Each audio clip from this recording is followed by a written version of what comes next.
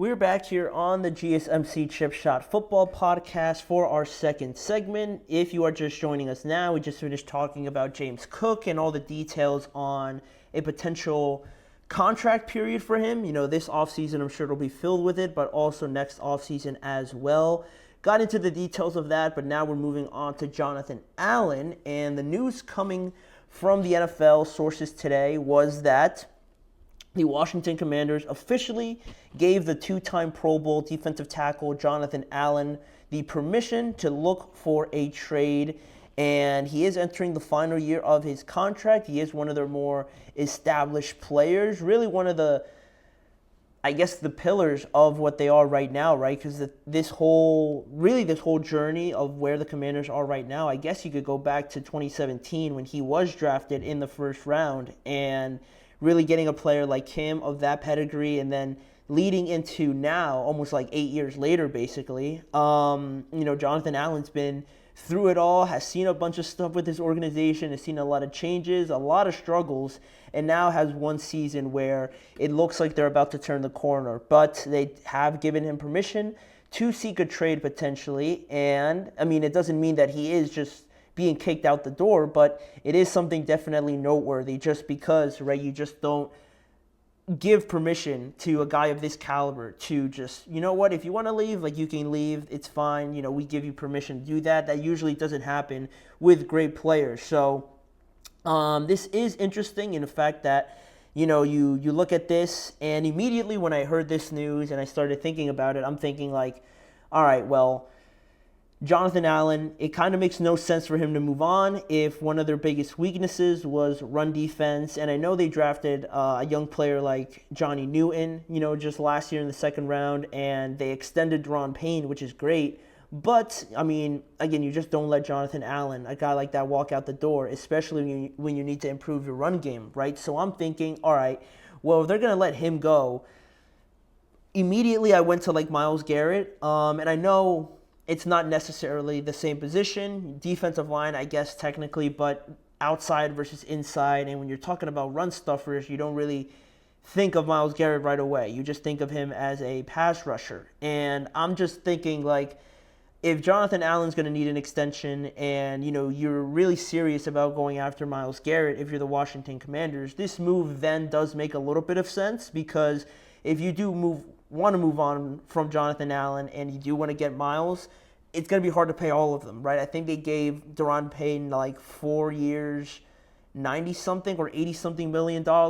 Johnny Newton doesn't really cost you that much, but they do have some salary cap space to work with. But if they do want to get Myles Garrett, he's probably going to want an extension, rather soon, right? I think his contract is almost up as well. So it's going to be hard to pay him, have Deron Payne on the pay sheet as well. And then, I mean, before you know it, you're going to get to paying some other guys as well. So that could start running up on you pretty quickly. So the fact that Jonathan Allen is 30 years old, he's probably going to want like a 3-year deal or something like that. And also the fact that you did draft a guy like Johnny Newton to be in there and learn from him at least 1 year. And also the fact that you could save almost $17 million in cap space by freeing him up with a trade or releasing him. I think that's also very enticing as well, because I think the Commanders want to be in a spot where they do go out and have the liberty of trying to bring in a lot of good players, especially when they have the commodity of Jaden Daniels, right? If you have that attraction, that ace in the hole, you want to take advantage of it, right? You don't want it to be a situation where, all right, you want a player and a player wants to come in, say like T. Higgins or something. The last thing you want is for the financial side to get involved. So I understand it by that point. Jonathan Allen is in the later portion of his career, and also this is the year to do it, right? Because like I'm going to talk about in my mock draft, this draft class is filled to the absolute brim with great defensive talent, and especially on the defensive line. There's a lot of guys that, I mean, you have your Walter Nolans, your Kenneth Grants, your Derek Harmons, the guys that jump at you right away. Your Mason Grahams obviously is another one, but you have a bunch of other guys beyond that in the later rounds where you can find a lot of great talent in the spot where Jonathan Allen clearly plays. So if there was ever a time to do it, to make a decision like this would be for this draft class, right? You have the opportunity to move on from Jonathan Allen, get cheaper, potentially open up a lot more cap space, and still maybe double up on defensive linemen in the draft if you so choose to. So I think they probably felt like this was the best time to do it. And by all of those reasons, I kind of am on board with it now. But,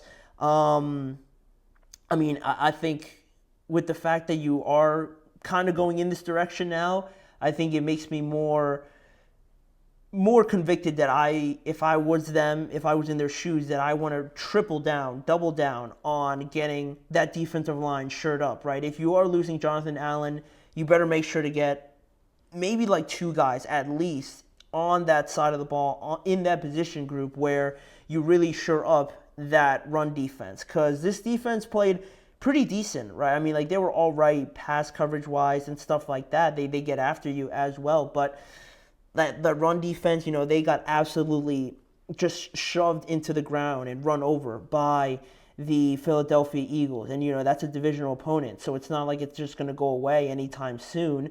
You're going to have to combat that. And I think the Commanders are in a good spot right now where they're really distancing themselves a little bit, if they play their cards right, from the Cowboys and definitely from the Giants. So you got to make sure you take all the required steps to making sure you address that. Because outside of that, I know we've talked about wide receiver and things like that, but shoring up that defense and the way Jaden Daniels just makes everybody else around him better, making sure that defense is solid, you don't have to worry about them, it really opens up the amount of opportunity you can have with this team. So making sure if you do go ahead and move on from Jonathan Allen, you reassure that defensive line, maybe the linebacker position as well, whether that means bringing back Bobby Wagner or looking elsewhere.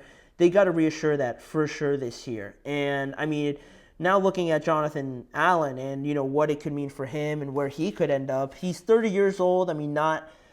Not like you could just put him on the shelf and just forget about him. I think he could definitely contribute for maybe like a 3-year deal. I think that would be fair, something that he's looking for, I'm assuming. I don't know. But I think like a 3-year deal, something like that for him would be acceptable. And you look at teams like maybe it'd be kind of funny if he went with the Eagles, right? If he went from Washington to the Eagles.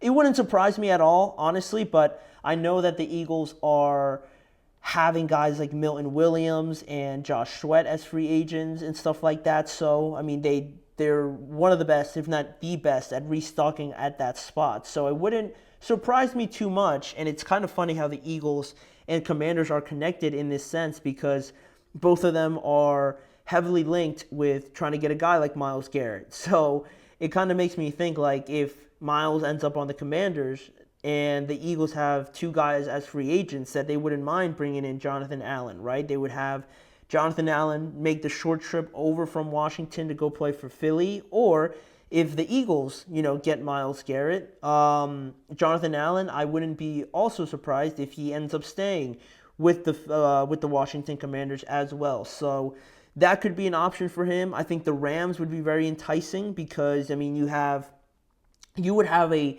defensive line of him, potentially Kobe Turner, Braden Fisk, Jared Verse, who just won Defensive Rookie of the Year, and Byron Young on the other side of it, right? All those guys, very young, all those guys except Jonathan Allen, right? Obviously, adding a veteran presence like that would be great, fantastic depth for them to have at that spot. So I think that would be interesting for Jonathan Allen, or maybe the Cowboys, another divisional opponent that everybody knows they need run help. So if they can't figure out anything with Oza Odigizua, Jonathan Allen, I don't think is the worst option to look at. Also the Falcons, right? They need a lot of pressure help and just defensive line help. I think that would be a nice fit for them to bring in a veteran presence like that.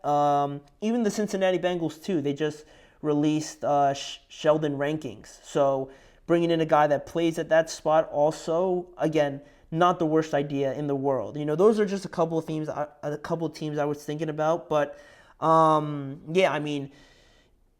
very early stages of this. It just came out this morning, so we'll see where it goes. I feel like it is kind of heading towards a release at a little bit, just because, if you give him permission now, the way I'm looking at it, it's like there's no real incentive for another team to come out and be like, oh, like, let's go out and sign Jonathan Allen right now. Like there was nothing pushing for a move like this to happen. You know what I mean? It's like teams are just going to be willing to wait on Jonathan Allen. And for the Commanders, if they put him on the trade block themselves, and there must be something there, obviously, right, that they are interested and wouldn't mind moving on from him. So if that's the case, why not just wait for like June or something, after June, where they release him as a post-June 1st designation? That could be something. And that way, I feel like around May, probably after free agency a little bit, we'll have a better idea of where this is going. But it was something that was a little bit unexpected. I didn't think that, the Commanders were going to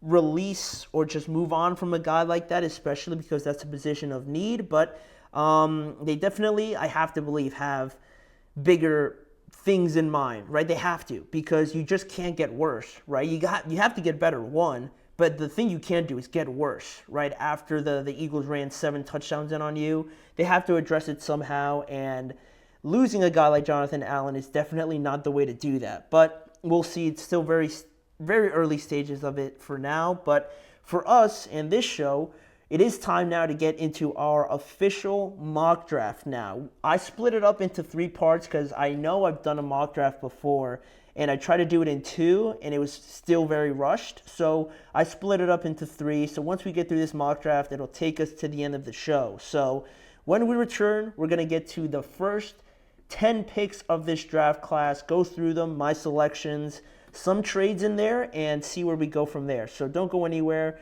You're listening to the GSMC Chip Shot Football Podcast.